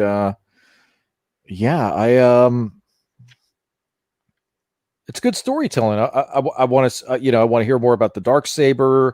I want to know, what's going to happen when Mando. Spoilers, folks. Spoilers.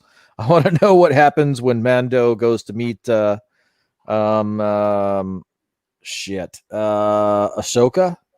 and delivers. He's supposed to deliver Baby Yoda to Ahsoka, so that will be interesting to see what happens there. I'm in. In like Flynn. Yep.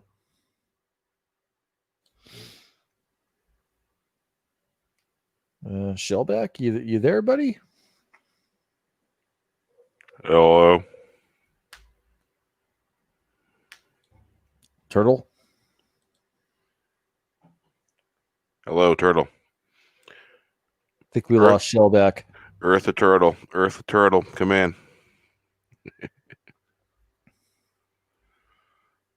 Yeah, man. I was in the kitchen. I'm just sitting here. I was just sitting here listening to you guys talk Star Trek, because I really don't know much of anything about STD. You don't want one, I we think. sailors like to stay away from things with those initials. Yeah, probably a good idea to stay away from things with those initials. If you can help it. But yeah, so Mandalorian. Wow, what a difference. Yeah, huge contrast in story. I mean, there's just big difference. Other one makes your cringe muscle hurt. Yep. Definitely. That's for sure. So I don't know if you read any of the EU books, but Nope. I pretty much read all of them, and I gotta say that the Boba Fett storyline in that was probably one of my favorites. For sure. I Nice. like Boba Fett, and I've had a fascination with Boba Fett. I found I can't remember the name of the channel, but I found the guy did a video on the life of Jango Fett and Boba Fett. Two separate videos. One covers Jango and one covers Boba Fett, and it's pretty good. Pretty good. I forget the name though. But yeah, it was pretty good. I liked it. Yeah, and I like to watch a lot of stuff that talks about Boba Fett, informational wise, YouTube stuff. Good stuff. Yeah, CJ, you think that Ahsoka Tano should have died fighting Vader? No, remember she was pulled out of time in the world beyond worlds. Yeah, that was a little weird. It was weird, but I liked the concept. I liked the idea of it because I watched that episode, and I was pretty fascinated by that too. That was pretty good storyline. I liked it. Yeah, I like the world between worlds. Okay, and the reason I do like it, or at least don't mind it, is that they did set a premise of, like it can't just be used like all willy nilly. So, but I don't have a problem with Ahsoka surviving Order 66 and all that crap. In fact, I think it's kind of okay because she was no longer a Jedi. She left the Order, so the Order 66 was to kill the Jedi. So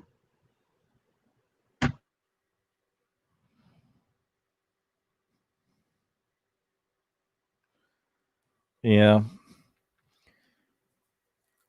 I don't know. I like the Mandalorian being its own thing. I mean, if it ties in and that makes people happy, that's fine.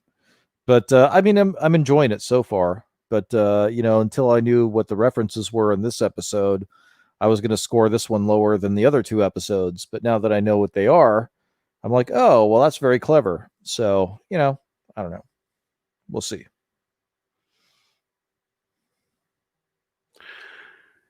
Yeah. So, would you say you gave the Mandalorian? I was thinking maybe a 7. Oh, this is an 8 out of 10 for me.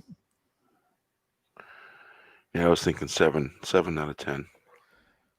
Oh, would have had to have. There's just one part that I really didn't like. That was a little bit out of character for Din Djarin, the Mandalorian. I thought the way he reacted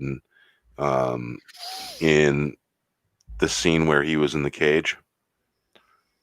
First of all, he had rockets that he would have blown off the lid of that cage. He would have gone straight up. You know, his rocket pack. Yeah. Very good functioning. I don't think Maybe he's it got a doesn't missile function on that underwater. I don't thing. know. What? I said, no, I don't believe he has a missile on that jetpack. I don't. It's Well, you don't want to use a missile. yeah. A missile that No, close. he doesn't have a missile. That'd be good. As much as or says, wow, an 8. Yeah, I mean, it pays. It feels like Star Wars. So I mean, I have to. It gives me the same kind of feelings that I had watching Star Wars as a kid. So, it tickles my nostalgia funny bone in the right way, and I'm heaping praise. Again, I did watch Star Trek Discovery immediately before I watched The Mandalorian, so that should. I could be grading on a curve here. It's entirely possible. Because you can't appreciate the highest mountaintop unless you've been in the deepest valley. It's true. It's true. So, yeah, I was definitely in the deepest valley before I watched it. I mean, 7.5, 8 out of 10. It was, I was entertained. The pacing was good. It felt like Star Wars. I cared about the characters. Gave me the nostalgic feels in all the right places, but was different enough and doing its own thing enough. Yeah. Yeah, it had a lot going on, that's for sure. Yeah, but before I knew about the references, again, this is homage and references done well, from what you've told me anyway. So, yeah, I mean, before that, it probably would have been like a 7.5. But well, I'm going to give them credit for sticking with their lore and trying to be canonically correct to the George Lucas version of Star Wars. So I will, yeah. I'm going to pull at a little thread, and in all of the Star Wars story in movies and in the books, do you remember there ever being a boat? No. Even on Mon Calamari, they had ships that went under the water and stuff, I don't really remember there being any boats. Well, I think they kind of explained it a little bit. I mean, they did kind of address it when they talked about having to ascend after they reached a certain point. Could be a cultural thing. I mean, I don't know, but they explained it well enough that I was satisfied enough to ignore it or suspend disbelief. So, that's basically the one thread that I noticed. One you can kind of pluck and pull at a little. Yeah, I kind of share your that being a point that sticks out, but they'd have hovercraft that would hover over the water. Well, it's interesting that you pull on that thread, because if we're pulling at threads here, the thread that I was pulling at was where he talked about fueling up his ship. And I was like, oh, that goes back to Solo. I don't want to talk about fuel. Don't tell me about fuel. I don't need to know how the ships work. I don't need to know they have fuel. You remember in Star Wars, they hooked up hoses to it. They didn't talk about it. Yeah, so we automatically knew it's like, there was some kind of energy source they were putting into the Millennium Falcon, into the X-Wings, They disconnect them before they take off, so we knew there was an abundance of whatever fuel they were using. It's just why they had to announce it. Yeah, so I mean, that was my thread, but again, I'm willing to suspend disbelief because I enjoyed it. Yeah, my favorite part was enter the Mandalorians with their rocket pad saving the day. I thought that the Mandalorian's part in that should have been a little bit more dignified. I liked that part, and I liked the part where the troopers sealed off everything and they got blown out of the ship. Yeah, and also, did you notice when they took their helmets off? Did you hear the snap, hiss, release of vacuum seal? Yes, I did, and I didn't hear that when Pedro took his helmet off. Yeah, he doesn't have vac seal system. His helmet will seal on a vac seal system once he gets the proper attire. That is the way. And you've noticed that he has been earning all his armor along the way. And he earned the shoulder piece, he earned all the other pieces of his armor, stuff like that. And he donated the rest. And he had a rocket pat, and he earned that. Earned the crest he got. So he's gone through all these struggles. I mean, some of the side stories are real good ones, and it's like, if you're going to do a side story, make it significant. Yeah, see, that was one of the things with episode 2, the spiders. I couldn't help but think of that Kevin Smith story where he was talking about that executive that wanted him to put a giant spider in his Superman treatment, and that was the guy that worked on what was that Wild West with Will Smith, and that they had to battle a giant spider. So I was like, is this guy involved in this too? That's weird. Doesn't sound like a good plan. Yeah, but it was good enough for me. I enjoyed that episode. One of the things the Mandalorian really seems to get right is the pacing for the most part. Pacing seems to be pretty good.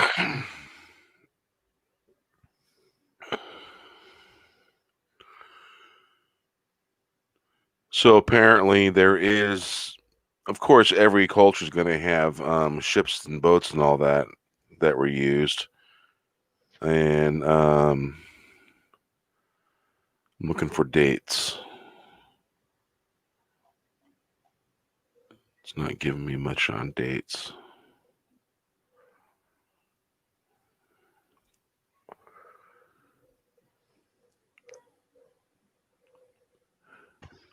CJ is talking about watching Rebels and then mentioning fuel, and that doesn't bother me.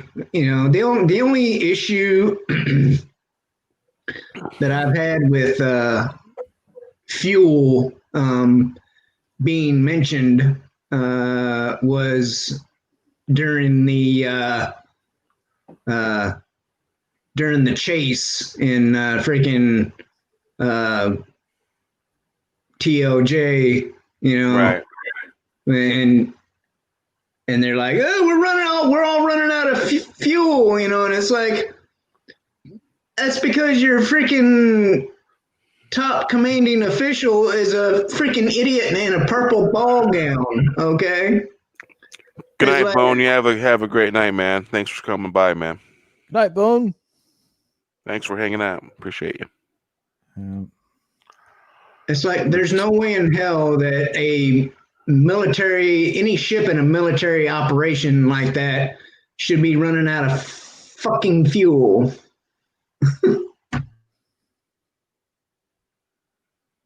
Yeah, especially a squadron like that. Seems a little weird.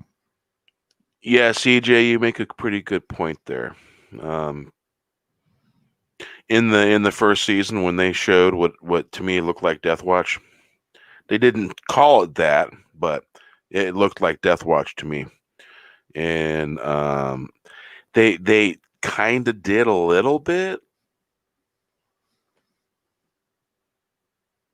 If you go back and watch those episodes where they come to the rescue and save Mando, Din Djarin, the Mandalorian, when they come in and save his butt, and he gets off planet with the kid. I feel like Boba Fett had the worst armor out of every Mandalorian I've seen so far.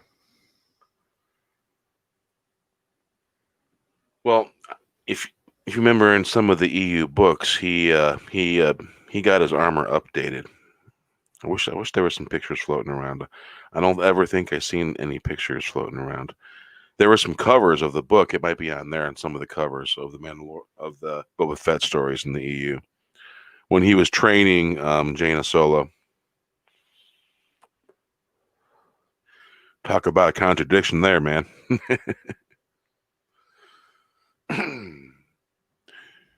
Jaina Solo, basically, in that storyline, pretty much came really freaking close to basically being his freaking niece. She became family at that point. That's the part of that story, the irony of it that I really liked. It was interesting. Why couldn't that been in the movie? You know what I'm saying? Yeah. Why couldn't that been that way? What say you? Shellback. That would have been good. Yeah. It's a good story. Yeah, great material. I loved it.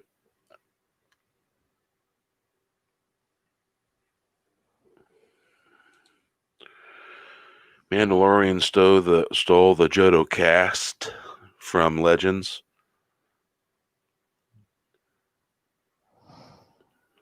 Really?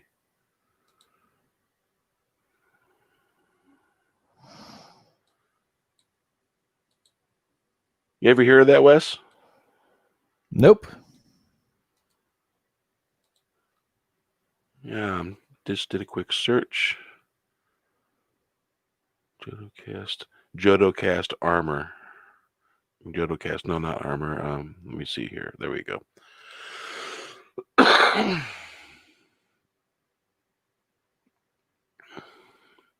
Spec Ops Resistance member.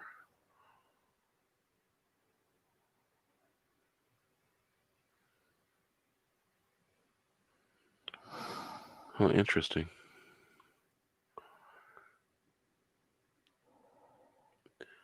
So he's the Mandalorian. Jodo Cass is the Mandalorian, is what you're saying, CJ?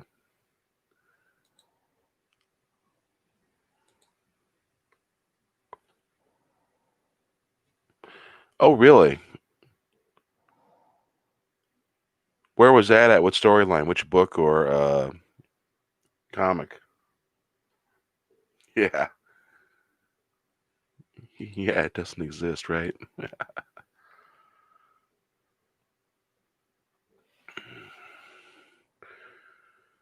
Let's see here. Where'd it go? First one. All right, we'll show that real quick. Let's see here. Yeah. So there we go. so that's the guy. I guess Jodo Cast is the guy that took the armor after Boba Fett escaped the Sarlacc pit and took his armor off because it was like damaged or whatever. Right. And the but in the Mandalorian, they used Cobb Vanth. Yeah. So they basically Chucky Poo Windig basically made Cobb Vanth out of Jodo Cast from the sounds of it. Wow, that's a pretty good doctoring job right there. What do you think of that? That's Jodo Cast. I think that Wow. I think that looks like Robot Chicken. That's what I think. Yeah. So this is Legends. And this is the character we've seen tonight. Yeah. and it was believable to me. You know, it the look was just right, believable. Oh yeah, she looks just like she does in both Clone Wars and Rebels. Yeah, I mean, you know, they gave her the red hair and everything. yeah. Yeah, so let's go.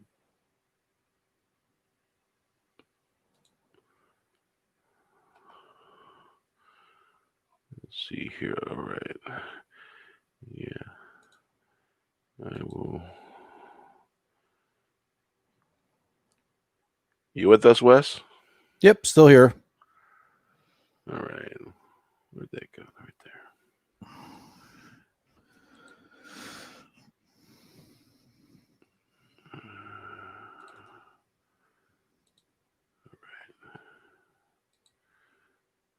And put that right there. You want to watch? Take a look at that.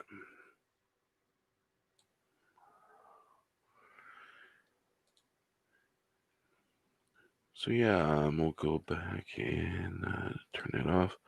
You guys want to go around the horn, tell them where you can be found, and we'll play a couple songs and wrap it up. Sure. Okay. Go ahead and start with you, Wes. Tell them where you can be found. I am Wes Moody, the Wes Moody Webcast. You can find me at youtube.com/Wes Moody Webcast to talk about current events, pop culture, occasional conspiracy theories, occasional car talk, gaming streams, and I will vlog about whatever the heck I want to because it is my webcast. Hope to see you there, my friends. Thank you. Okay, there we go. Shellback? Shellback? Oh, wow, Yomi Coke. Yeah, well, I can be found on the YouTubes and the Twitters under this name right here, Shellback TJC. My content creating over my YouTube career has been sporadic. And it's been a little while since I've made something new, but as far as like places you can find me, Thursday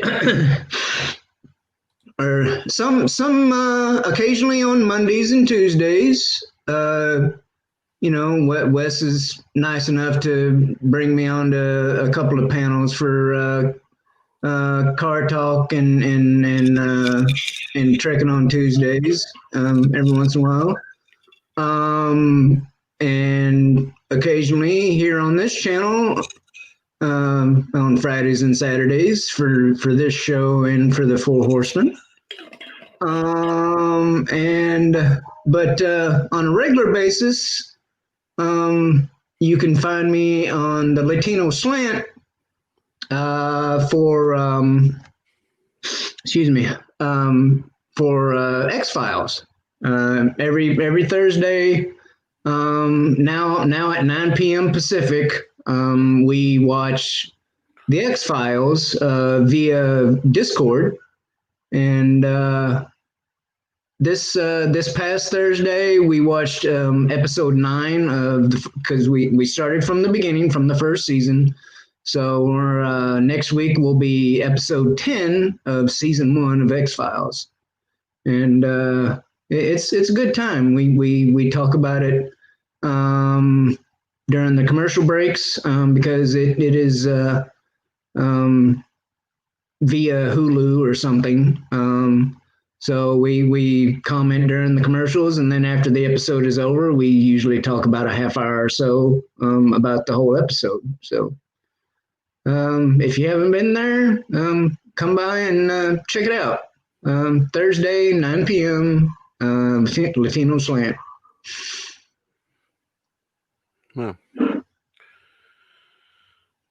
Well, if you got a strong drink nearby, cheers. Salute. Cheers. Schlanter. Wow. It really burns the sinuses. Whoa. See, you're supposed to drink the cognac, which you let it rest in the palate of your tongue, and then breathe the vapor, then swallow the rest of it, and wow, I got quite a bit of that vapor up in my sinuses. Woo, that'll clear that out. All right, yeah, Thursday I picked up I guess it's a little smaller than a pint of Hennessy. And the stuff is so good, man. It's like, why does it come with a cap? It should come with a cork. That stuff's it's to me, it's almost as good as that. This is gonna sound like sacrilege. To me, it's almost as good as some single malt scotch. But I won't say it's better than. Never. Nope, never. A good single malt scotch is a good thing. So with that, thank you everybody for coming out, and of course, you know, you can find me here, and you can find me here and there, and you can find me on West Channel every now and then on Steven's channel. I was on there tonight. Hail, Steven. And you know, Steven's got that Indiegogo going on. The link is in the info below. It's at the bottom of the list, easy to find for the Indiegogo of the channels that are on there, and that's where you'll find that at. So I got me a copy. I was copy 49. Yep. So I guess he's doing pretty good. So with that, we'll play this tune, and thank you, chat. You're the best in the community, and we'll have some flowers in the park.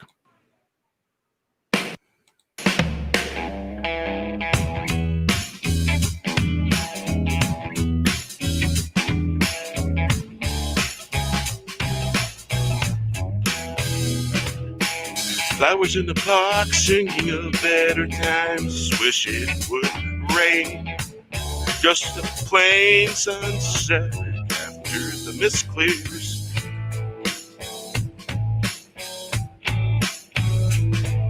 Do you ever wish for blue skies after the mist clears? The rain has stopped. Looking for rainbows on the horizon, sunset so clear. Cherry on top of that, flowers in the park. Maybe it will flow in the right direction. Flowers in the park, singing of better days. Wish it would rain, just a plain sunset after the mist clears.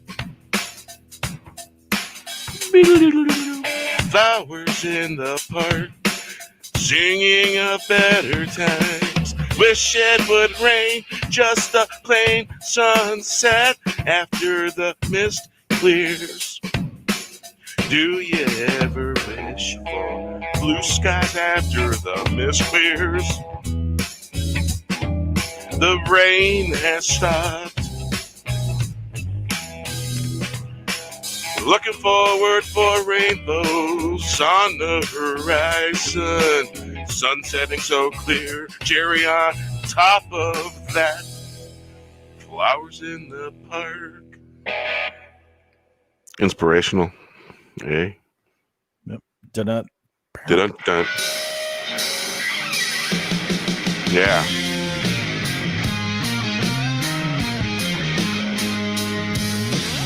No need an echo chamber, just some good time. Need some good spoken words. No echo chamber.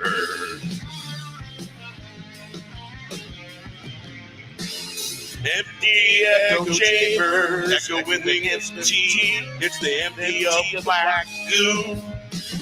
Empty echo chamber, hiding chamber pot that don't age well.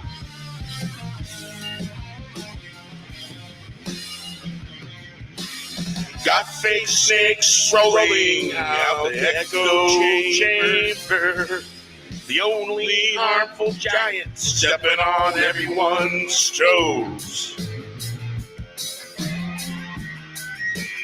It just goes into an echo chamber. That old fire is weak.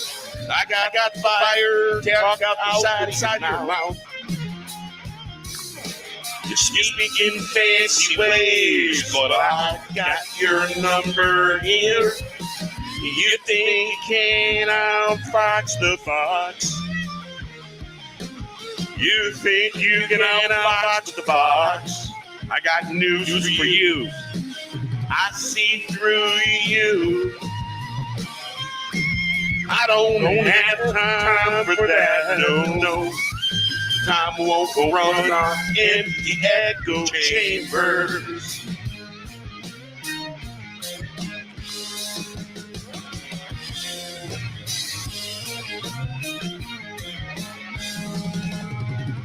Don't need no echo chamber, just need some good times.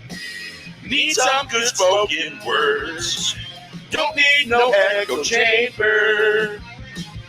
At the echo chambers, echoing empty. It's the empty of black goo, empty echo chamber, hide in the chamber pot that don't age well.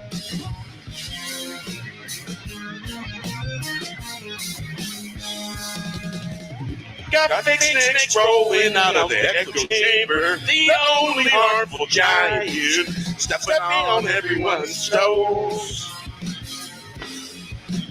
It just goes to show. It just goes into an echo chamber. The old fire is weak. I got the fire. Talk out the side of your mouth.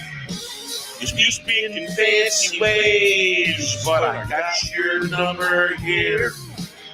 You think I can't outfox the fox, but I tell you what, I'll fox the fox, cause I am the fox. I got news for you, I see through you. I don't have time for that, no. No time won't run on no empty echo chambers. Don't need no echo chamber, just need some good times. Need some good spoken words. Don't need no echo chamber. Empty echo chambers, echoing the empty. It's the empty of black goo. Empty echo chamber, hide in the chamber pot that don't age well. Got fake snakes rolling out the echo chamber, the only harmful giant stepping on everyone's toes. It just goes to show an echo chamber. There's the old fires, we got the fire. Talk out in the side of your mouth, speaking fancy ways. I got your number here. You think you can outfox the fox? I got news for you. I see through you. I don't have time for that. No, the time won't run on empty echo chambers. Nice.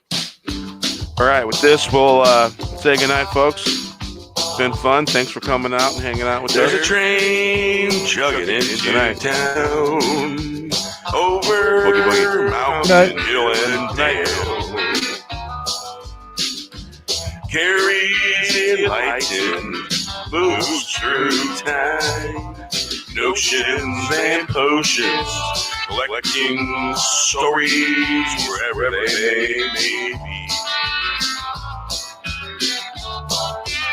Waiting on the story man, he's coming to town.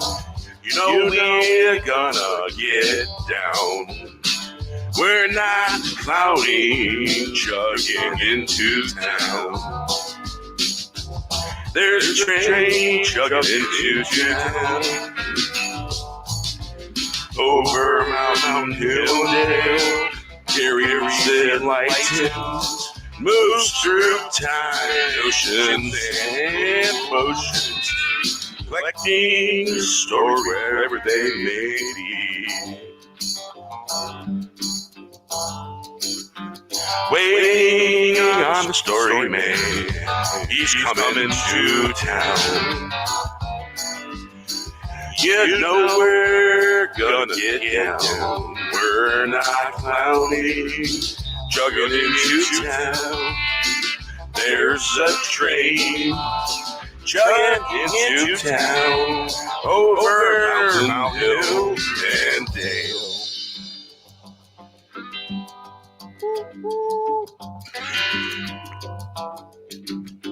Gary's enlightened, moves through time, notions and potions, collecting stories wherever they may be. Waiting on the story man, he's coming to town. You know to get down. We're not clowning, chugging into town. There's a train chugging into town, over mountain, hill, and dale. Good night.